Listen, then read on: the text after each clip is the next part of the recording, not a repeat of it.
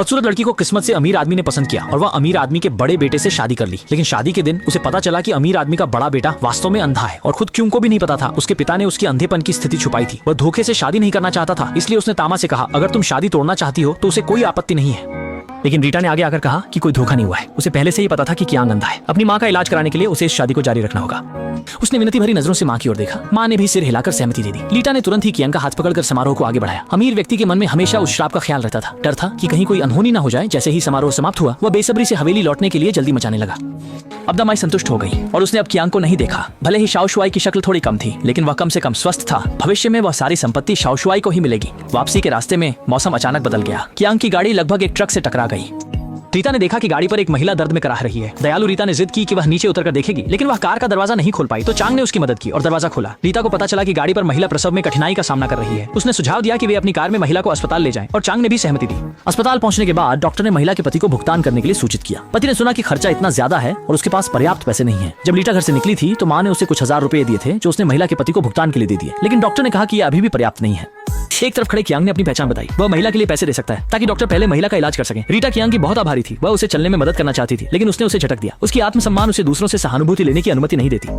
छोटे शुआई और दमेई पहले ही हवेली लौट आए थे। वे असल में चाहते थे कि वे चांगी और उनके साथ मिलकर समारोह शुरू करें। लेकिन अमीर व्यक्ति ने जब बादलों से भरे आकाश को देखा तो वह बहुत बेचैन हो गया और उन्हें पहले शुरू करने के लिए कहा। जैसे ही दमेई ने दरवाजे को पार करने के लिए पैर बढ़ाया, अचानक बिजली की तरह बेहोश हो गई।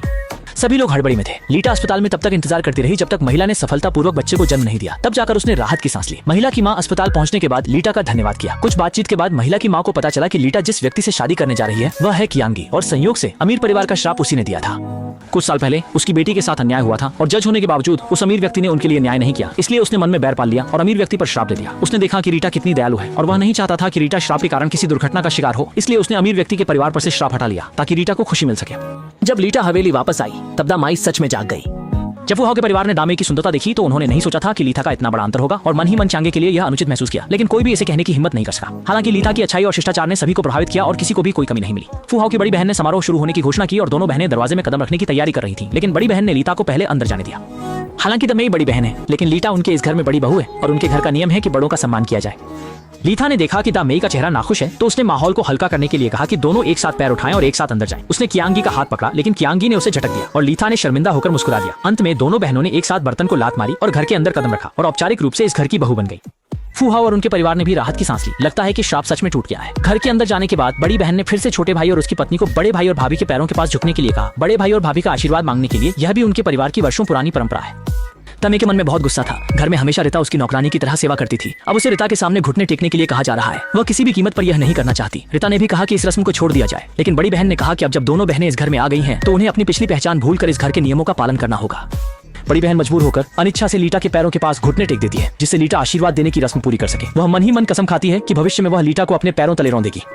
इसके बाद फिर से जटिल समारोह हुआ और मजबूत भाई पहले से ही अधीर हो गए थे। वे कमरे में वापस जाना चाहते थे, लेकिन गलती से उन्होंने रीटा के हाथ में पकड़ी थाली गिरा दी। रीटा के मन में उदासी थी, इसलिए उन्होंने अकेले ही समारोह पूरा किया। हालांकि जब मजबूत भाई जा रहे थे तो अंधे होने के कारण उन्होंने पानी का कटोरा लात मारकर गिरा दिया और जब वे जमीन पर पड़े पत्थर पर पैर रखने वाले थे तो रीटा ने आगे बढ़कर मजबूत भाई के पैर को थाम लिया।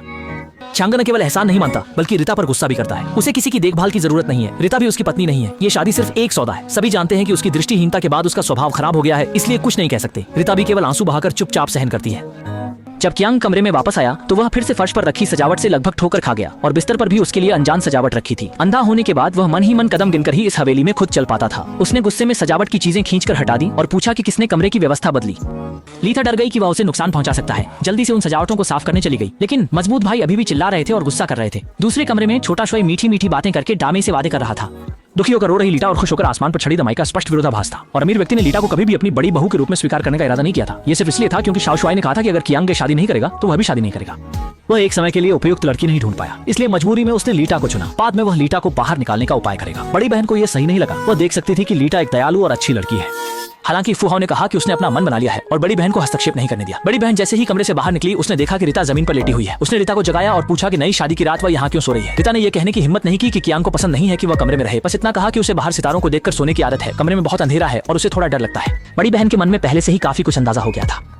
उसने रीटा से कहा कि क्यूंग और उसकी माँ एक ही दिन दुर्घटना का शिकार हुए थे। उसकी माँ की जान चली गई और क्यूंग की दृष्टि चली गई। तब से उसका स्वभाव बदल गया। रीटा अब क्यूंग की पत्नी है। उसे क्यूंग के प्रति पर्याप्त धैर्य रखना होगा, तभी वह क्यूंग के दिल की गांठ खोल सकेगी। रीटा ने यह सुनकर कमरे में वापस जाकर बिस्तर के पास कालीन पर सो गई। अचानक एक रजाई उसके ऊपर आ गई। उसने सिर उठाया।